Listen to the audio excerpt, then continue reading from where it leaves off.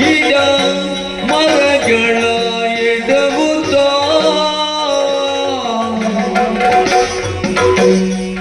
ಸೋರುವುದರಿಂದ ಬೀಳುತ್ತಲೇ ಧಾರಣಿ ಬಸುದೆಯ ಬಾಧೆಯಲ್ಲಿ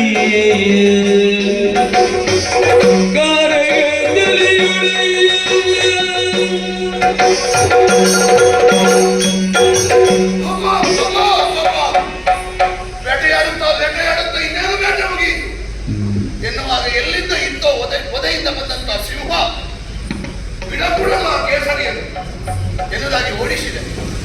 ಎಷ್ಟು ಓಡಿಸಿದರೂ ನನ್ನ ಗುರಿಗೆ ಸರಿಯಾಗಿ ಸಿಗದೇ ಇರುವಂತಹ ಕೇಸರಿಯನ್ನು ಬೆಂಬತ್ತುವುದಕ್ಕೆ ಬೇಕಾಗಿ ಏರಿಂದ ಕುದುರೆಯ ವೇಗವನ್ನು ಹೆಚ್ಚು ಮಾಡುವುದಕ್ಕೆ ಬೇಕಾಗಿ ಒತ್ತಡ ಕುದುರೆಯ ಧಾರಣಾ ಶಕ್ತಿಯನ್ನು ಮೀರಿಯಾಯಿತು ನನ್ನ ಬಲವಂತಿಕೆ.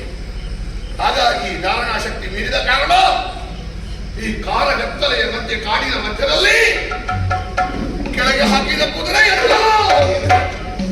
ಅಯ್ಯೋ ಶಿವನೇ ಶಿವನೇ ಶಿವನೇ, ಮುಳ್ಳು ಪೊದೆ ಇದರ ಮಧ್ಯೆ ಬಿದ್ದ ಪರಿಣಾಮ ಚರ್ಮ ಹರಿದಿದೆ, ಮೈಯೆಲ್ಲ ರಕ್ತ ಸೋರ್ತಾ ಉಂಟು. ಕಲ್ಲು ಮುಳ್ಳುಗಳನ್ನು ಎಡವಿ ಕಾಲಿಗೆ ಗಾಯ ಆಗಿದೆ. ಒಂದು ಕಡೆಯಿಂದ ಮೈಯನ್ನು ಹೋಗುದು, ಮತ್ತೊಂದು ಕಡೆಯಿಂದ ಮನಸ್ಸಿನ ಸ್ಥೈರ್ಯ ಕಡಿಮೆ ಆಗಿದೆ. ಆ ಕಡೆ ಈ ಕಡೆ ನೋಡಿದರೆ ಕತ್ತಲೆ ಮತ್ತು ಊತಾಕಾರವಾಗಿ ಬೆಳೆದು ನಿಂತ ವೃಕ್ಷಗಳಲ್ಲದೆ ಬೇರೇನೂ ಕಾಣಿಸುವುದಿಲ್ಲ. ಇಲ್ಲಿಯವರೆಗೆ ಭಯ ಎನ್ನುವ ಶಬ್ದಕ್ಕೆ ಅರ್ಥವೇ ಗೊತ್ತಿಲ್ಲದ ಋತುಕರ್ಣನಿಗೆ ಭಯ. ಇನ್ನೊಂದು ಕಡೆಯಿಂದ ಹಸಿವೆ, ಮತ್ತೊಂದು ಕಡೆಯಿಂದ ಬಾಯಾರಿಕೆ.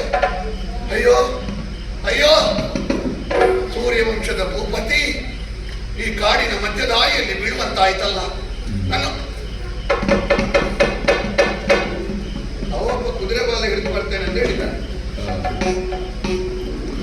ಪ್ರವಾಹದಲ್ಲಿ ಹೋಗುವವನಿಗೆ ಆಲದ ಮರನೇ ಬೇಕು ಅಂತ ಇಲ್ಲ, ಮುಳ್ಳಿನ ಪದೆಯೂ ಸಾಕಾಗ್ತದೆ. ಒಂದು ಯಾವುದಾದ್ರೂ ಸಿಕ್ಕಲಿಂದ ಕೈ ಹಾಕ್ತದೆ. ನಮಗದು ಯೋಗ ಇದ್ರೆ ಬಾಹುಕ ಬಾಹುಕ, ಯಾವ ಬಾವಿಯಲ್ಲಿ ಬಿದ್ದಿದ್ಯೋ ಬಾಹುಕ, ಇಲ್ಲಿ ಬಾರು.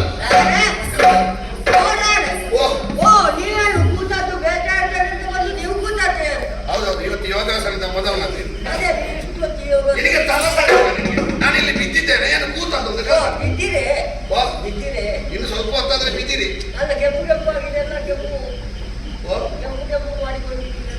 ಹೌದು, ನನಗೆ ಹುಚ್ಚು, ಹಾಗಾಗಿ ಕೆಂಪು ಕೆಂಪು ಮಣ್ಣು ಹಾಕಿ ಕೊಟ್ಟದ್ದು ಮೈಗೆ. ನಿನಗೆ ರಕ್ತ ಮಣ್ಣೆ ಅವನು ಗೊತ್ತಾಗುದಿಲ್ಲ. ಏನಾಗಿದೆ ಬಾಹುಕ ಬಾಹುಕ, ನಾನು ಬದುಕುದಿಲ್ಲ ಬಾಹುಕ, ನಾನು ಬದುಕುದಿಲ್ಲ. ನಿಮ್ಮ ಬಾಯಲ್ಲಿ ಇಂಥ ಮಾತು ಬರಕೂಡದು. ನಿಮ್ಗೆ ಏನಾಗ್ಲಿಕ್ಕಿಲ್ಲ ವಾಸ್ತವ ಇಲ್ಲ, ಇಷ್ಟು ಬೇಗ ಸಾಯ್ಲಿಕ್ಕಿಲ್ಲ ತಾವು. ಎಂತದು ನಿಮ್ಮಂತವ್ರು ಇಷ್ಟು ಬೇಗ ಸಾಯ್ಲಿಕ್ಕಿಲ್ಲ. ಒಂದು 4 ಹುಳಾಗಿಯೇ ಸಾಯುದು ಕಾಣ್ತದೆ. ಇಲ್ಲ ಚೇಚೆ ಸಾಂತಂ ಪಾಪ ಇಲ್ಲ. ಅಲ್ಲ, ನಿಮ್ಮಂತಹ ಒಬ್ರು ಅರಸರು ಇಷ್ಟು ಬೇಗ ಹಾಗೆ ನೀನು ಹೇಳುದು ಹಾಗೆ. ನೀವು ಸತ್ರೆ ನಮ್ಮಂತವರಿಗೆಲ್ಲ ಯಾರು ಆಶ್ರಯ. ಆದ್ರೆ ನೀನು ಹೇಳುವಾಗ ಅದರ ಅರ್ಥ ಬೇರೆ ಕೇಳ್ತಾರೆ. ಹೌದೇನು? ಅದೆಲ್ಲ ಹೇಳಿದ್ದು ನಾನು. ನನಗೆ ಬಾಯಾರಿಕೆ ಬಾಯಾರಿಕೆ ತಡೆಯುವುದಕ್ಕೆ ಕೊಡುವುದಿಲ್ಲ. ನೀರು ಕುಡಿಬೇಕು ರಾಯರೇ. ಹಸಿವೆ ಹಸಿವೆ, ಊಟ ಮಾಡಬೇಕು. ಅಧಿಕ ಪ್ರಸಾದ. ಬಾಯಾರಿಕೆ ಆದ್ರೆ ನೀರು ಕುಡಿಬೇಕು, ಹಸಿವೆ ಆದ್ರೆ ಊಟ ಮಾಡಬೇಕು ಅಂತ ನೀನು ನಿನಗೆ ಒಂದೊಂದು ತಲೆ ಕೆಟ್ಟ ಶಿಷ್ಯ. ನೀನೊಬ್ಬ ಗುರು, ನೀನೊಂದು ಬಾಲಪಾಠ ಮಾಡಲಿಕ್ಕೆ. ಊಟ ಮಾಡಬೇಕು. ಬಹುಶಃ ಇನ್ನೊಂದು ಕಾಲು ಹಿಡಿದು ಹೋಗುವವರು ಬಿಡ್ತಾರೆ ಕಾಣ್ತಾರೆ. ಹಾಗಾಗಿ ಇದ್ದವರಿಗೆಲ್ಲ ಪಾಠ ಮಾಡುದು. ಮತ್ತೆ ಆಗಲ್ಲ, ಊಟ ಮಾಡಬೇಕು, ನೀರು ಕುಡಿಬೇಕಲ್ಲ. ಅದು ನನಗೆ ಗೊತ್ತಿರಬೇಕು. ಇಲ್ಲಿ ಹೊತ್ತು ಎಷ್ಟೋ ಮಂದಿಗೆ ನೀವು ಊಟ ಹಾಕಿದವರು ನಿಮಗೆ ಒಂದು ತುತ್ತು ಅನ್ನ ಇಲ್ಲದೆ ಹೋಗಿದ್ದ. ಒಳ್ಳೆ ಬೇಸಿಗೆ ಮಳೆಗಾಲದಲ್ಲಿ ಪ್ರವಾಹಕ್ಕೆ ವಿರುದ್ಧ ಈಜುವವ ಬೇಸಿಗೆಯಲ್ಲಿ ಕೆಲವೊಮ್ಮೆ ಹೋಗುವುದು ಗೊತ್ತು ನನಗೆ. ಕಾಲ ಕೆಟ್ಟು ಹೋದ್ರೆ ಅವನು ಈಜಲಿಕ್ಕೆ ಗೊತ್ತಿಲ್ಲ ಅಂತ ಅಲ್ಲ, ಅವನ ಕಾಲ ಕೆಟ್ಟಿದೆ ಅಂತ ಅರ್ಥ. ಎಷ್ಟೋ ಮಂದಿಗೆ ಕೊಟ್ಟಿರ್ಬೋದು. ಪೂರ್ವ ಜನ್ಮದಲ್ಲಿ ಏನು ಕೆಟ್ಟದ್ದು ಮಾಡಿದ್ದೇನೆ ಯಾರಿಗೂ ಗೊತ್ತು. ಹಾಗಾಗಿ ಈ ಕಾಡಿನ ಮಧ್ಯೆ ಸಾಯುವಂತ ದುರ್ಯೋಧನ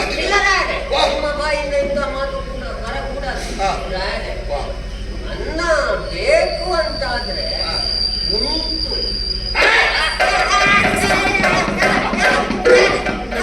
ಒಮ್ಮೆ ಬಿಡಿ ನನ್ನ ಹೊಟ್ಟೆಯಲ್ಲಿ ತನ್ನ ಈಗ ಬಾಯಿಗೆ ಬರ್ತದೆ. ಅದು ಇವತ್ತಿನದ್ದಲ್ಲ, ಮೊನ್ನೆಯದ್ದು. ಅದು ಕುದುರೆಗೆ ಬೇಯಿಸುವ ಪಾತ್ರೆಯಲ್ಲಿ ಬೇಯಿಸಿದ್ದು. ನಾನು ಬೇಟೆಗೆ ಬರುವಾಗ ನನಗೆ ಇರಲಿ ಅಂತ ನಾನು ಕಟ್ಟಿಕೊಂಡು ಬಂದಿದ್ದೆ. ಈಗ ನೀನು ಕುದುರೆಗೆ ಬೇಯಿಸಿದಲ್ಲ, ನನಗೆ ಮಣ್ಣು ಆದಿತ್ತು, ಒಮ್ಮೆ ತಿಂದ್ರೆ ಆಯ್ತು. ಇಲ್ಲಿ ಇಲ್ಲ, ಅದು ಸ್ವಲ್ಪ ದೂರದಲ್ಲಿ ಮರದ ರೆಂಬೆಯಲ್ಲಿ ಕಟ್ಟಿ ಬಂದಿದ್ದೇನೆ. ಎಲ್ಲಿ? ಸ್ವಲ್ಪ ದೂರದಲ್ಲಿ. ಹಾಗಾದ್ರೆ ಬೇಡ, ಅದು ನಿನ್ನ ಸಂತಾನದವರು ತಿಂದು ಮುಗಿಸಿರ್ಬೋದು. ಯಾರು?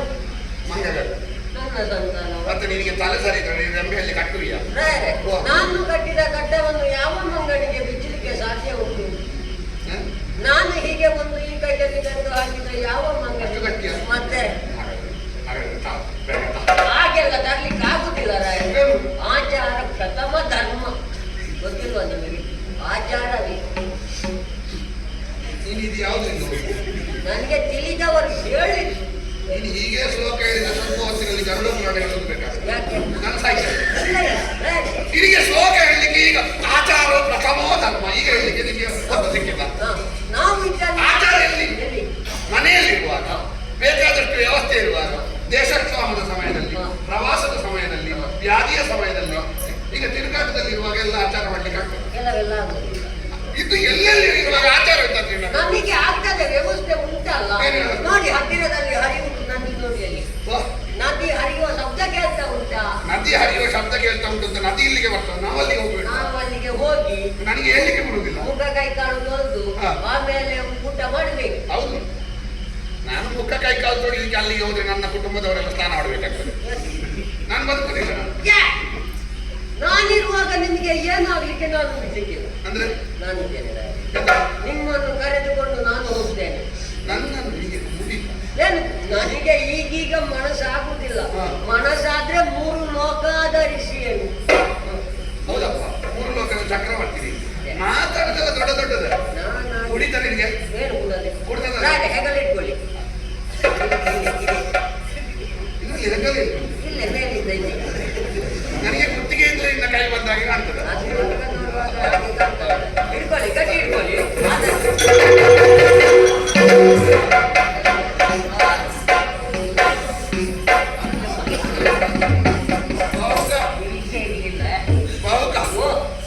ನಿನ್ನ ಬಗಲ್ನಲ್ಲಿ ಕತ್ತಿ ಉಂಟ ಇದ್ರೆ ನನ್ನ ಎದೆಗೆ ಹಾಕು. ನೀನು ಹೀಗೆ ಅಂಗುಲ ಅಂಗುಲ ಕೊಲ್ಲುವುದಕ್ಕಿಂತ ಒಮ್ಮೆಲೆ ಕೊಲ್ಲುವುದು ಒಳ್ಳೆದಲ್ವ? ನಾನು ಹೇಳಿದೆ ನಿನಗೆ ಕೊಡುವುದಿಲ್ಲ ಅಂತ. ನಿನ್ನ ಶರೀರ ಅಂತ ನೋಡಿದ್ದೆ ನೀನು. ನಾನು ಮೋಸ ಮಾಡಿದ್ದಲ್ಲ, ಮತ್ತೆ ನನ್ನ ಮಗ ನನಗೆ ಕೈ ಕೊಟ್ಟ.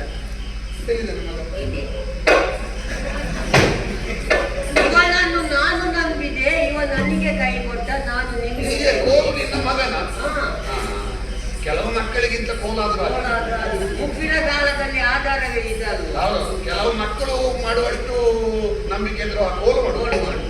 ಆದ್ರೆ ಇದು ಸ್ವಲ್ಪ ಕೈ ಕೊಟ್ಟಿತ್ತು. ಅದು ಕೋಲು ನಿನಗೆ ಕೈ ಕೊಟ್ಟಿದ್ದು.